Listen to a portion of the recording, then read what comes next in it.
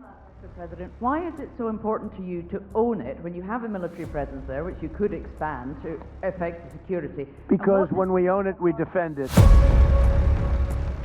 But right now, we are going to do something on Greenland, whether they like it or not, because if we don't do it, Russia or China will take over Greenland, and we're not going to have Russia or China as a neighbor.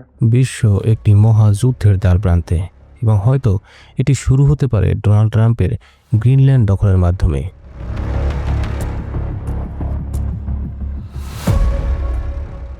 I would like to make a deal, the easy way, but if we don't do it the easy way, we're going to do it the hard way. মার্কিন president Donald Trump বলেছেন যে তার দেশ Greenland অঞ্চল দখল করবে। এখন প্রশ্ন হলো, গ্রিনল্যান্ড কেন এত গুরুত্বপূর্ণ? গ্রিনল্যান্ড ডেনমার্কের একটি স্বায়ত্তশাসিত অঞ্চল এবং ডেনমার্ক ও আমেরিকা দুটোই ন্যাটোর সদস্য। ন্যাটো হলো সম্মিলিত 32টি দেশের একটি সামরিক জোট, যার মধ্যে আছে ফ্রান্স ও যুক্তরাজ্য, যারা সবাই পারমাণবিক শক্তিধর। ন্যাটোর আর্টিকেল 5 অনুযায়ী এক দেশের উপর হামলা মানে সবার উপর হামলা। On April 4th, 1949, the North Atlantic Treaty was signed. They were sworn to stand together against aggression. An attack against one would be an attack against all. সুতরাং যদি যুক্তরাষ্ট্র জোরপূর্বক গ্রিনল্যান্ড দখল করতে চায়, আইন অনুযায়ী তুরস্ক, জার্মানি, কানাডা, ফ্রান্স, যুক্তরাজ্য এমনকি পোল্যান্ডকেও আমেরিকার বিরুদ্ধে যুদ্ধ করতে হবে। গ্রিনল্যান্ড দেখতে শুধু বরফে ঢাকা একটি শূন্যস্থান মনে হয়। এর জনসংখ্যা মাত্র 57,000 এবং জিডিপি $3.3 বিলিয়ন, যেখানে ডেনমার্কের সাহায্য ছাড়া এর অর্থনীতি টিকিয়ে রাখা খুবই টাফ। তাহলে প্রশ্ন হচ্ছে, গ্রিনল্যান্ড দখল করলে ইউরোপের সাথে সম্পর্ক ছিন্ন হওয়ার ঝুঁকি আছে জানা সত্ত্বেও ডোনাল্ড ট্রাম্প কেন এই ক্ষুদ্র বরফের দ্বীপটি দখল করতে চাইছেন? বরফের তলায় কী লুকানো আছে যা তাকে যুদ্ধের উস্কানি দিচ্ছে? এবং যদি ট্রাম্প গ্রিনল্যান্ড দখল করে তবে কি সত্যি বিশ্বযুদ্ধ শুরু হতে পারে? গ্রিনল্যান্ড গুরুত্বপূর্ণ দুইটা কারণে। এই মানচিত্রে দেখুন, আমাদের চোখে গ্রিনল্যান্ড একটি অকার্যকর বরফের টুকরো মনে হলেও আমেরিকার চোখে এটি হয়তো সবচেয়ে গুরুত্বপূর্ণ কৌশলগত একটি জায়গা। কারণ মানচিত্রে উত্তর মেরুর দিকে তাকালে দেখা যায় এটি ঠিক ভৌগোলিক কেন্দ্রবিন্দু, যার দুই পাশে আছে দুইটা বড় পারমাণবিক শক্তিধর দেশ, আমেরিকা এবং রাশিয়া। সুতরাং যিনি এই দ্বীপের মালিক হবেন তিনি পশ্চিমা বিশ্বের ফ্রন্ট ডোর নিয়ন্ত্রণ করতে পারবেন। গ্রিনল্যান্ড দখল করলে আমেরিকা দুইটা বড় সুবিধা পাবে। Number 1, world trade. পানামা ও সুয়েজ খালের মতো দুইটা প্রধান বাণিজ্যিক চোক পয়েন্টের উপর আমেরিকার প্রভাব থাকবে। ইতিহাসে প্রায় এই চোক পয়েন্টগুলো বন্ধ হতে দেখা যায়, এমনকি মাঝে মাঝে পুরোপুরি বন্ধ হয়ে যায়, যার প্রভাব পড়ে বিশ্ব বাণিজ্যে। যেমন মিশর একবার সুয়েজ ক্যানেল 8 বছরের জন্য বন্ধ করে দিয়েছিল। তখন ইউরোপের সাথে বিভিন্ন দেশের বাণিজ্যিক ব্যবস্থা খুবই খারাপ হয়ে যায়।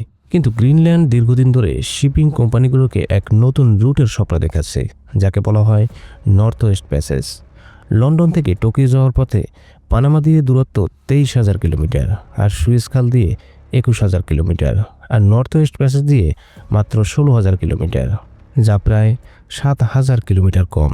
এতে প্রায় 2 সপ্তাহ সময় বেঁচে যায় এবং প্রত্যেক শিপিংয়ে বাঁচে $1 মিলিয়ন জ্বালানি খরচ। নাম্বার 2, নিরাপত্তা।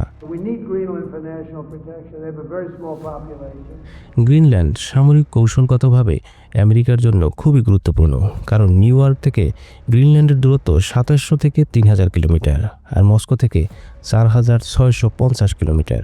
যদি রাশিয়া থেকে নিউ ইয়র্কে ক্ষেপণাস্ত্র ছোড়া হয় তাহলে গ্রিনল্যান্ডে থাকা রাডার তা ধরতে পারবে, আর আমেরিকা যদি মিনিমাম 15 থেকে 20 মিনিট আগে সতর্কবার্তা পায় তাহলে নিউ ইয়র্ক রক্ষা করা সম্ভব। আমেরিকার গ্রিনল্যান্ড দখল নেওয়ার আরও একটি গুরুত্বপূর্ণ কারণ হচ্ছে গ্রিনল্যান্ডের প্রাকৃতিক সম্পদ।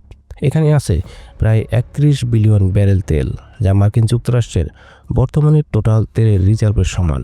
সো বলাই যায় যে গ্রিনল্যান্ড হচ্ছে দ্বিতীয় সৌদি আরব। অন্যদিকে এই কেবান ফিল্ডে আছে 6.6 মিলিয়ন টন বিরল খনিজ উপাদান, যা ইলেকট্রিক ভেহিকেল, ওয়েন্ড টারবাইন এবং F-35 যুদ্ধবিমান তৈরিতে বেশ কাজে লাগে। 85 মিলিয়ন টন জিঙ্ক ও সীসা, 1 থেকে 2 বিলিয়ন টন লোহা, 593 মিলিয়ন পাউন্ড ইউরেনিয়াম, রুবি ও নীলমণি, সব মিলিয়ে রয়েছে মোট 3000টি খনিজের স্থান।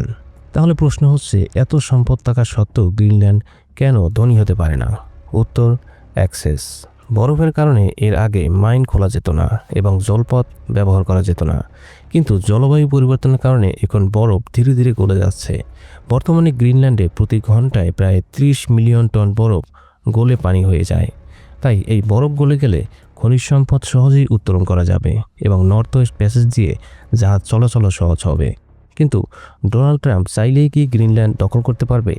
ব্যাপারটা মোটেও সহজ না, কারণ গ্রিনল্যান্ড ডেনমার্কের একটি স্বায়ত্তশাসিত অঞ্চল।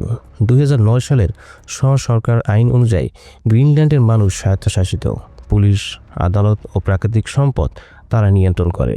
কিন্তু পররাষ্ট্রনীতি, প্রতিরক্ষা ও মুদ্রানীতি ডেনমার্কের।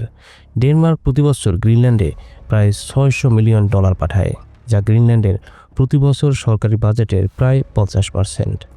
এখন ট্রাম্প হয়তো গ্রিনল্যান্ড লোকাল গভর্নমেন্টকে বলতে পারে যে তোমরা ডেনমার্ক থেকে স্বাধীনতা ঘোষণা করো, বিনিময়ে $600 মিলিয়ন বিপরীতে আমরা তোমাদের বছরে $1 বিলিয়ন দেব, সাথে বিপুল বিনিয়োগ এবং নিরাপত্তা।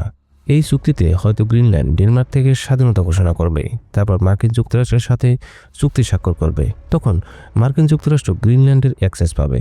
অপরদিকে ট্রাম্প ডেনমার্কের উপর অধিক পরিমাণ শুল্ক চাপাতে পারে বা সরাসরি হামলাও চালাতে পারে। কিন্তু যদি ইউরোপ, রাশিয়া অথবা চীন ডেনমার্ক বা গ্রিনল্যান্ড ইস্যু নিয়ে যুক্তরাষ্ট্রের সাথে সংঘাতে জড়িয়ে পড়ে, তাহলে সেটা হবে তৃতীয় বিশ্বযুদ্ধ। তাই স্বাভাবিকভাবেই বলা যায় যে বিশ্ব একটি মহাযুদ্ধের দ্বারপ্রান্তে। তবে আমাদের প্রত্যাশা সেরকম কিছুই না হোক, তাতে সবারই মঙ্গল।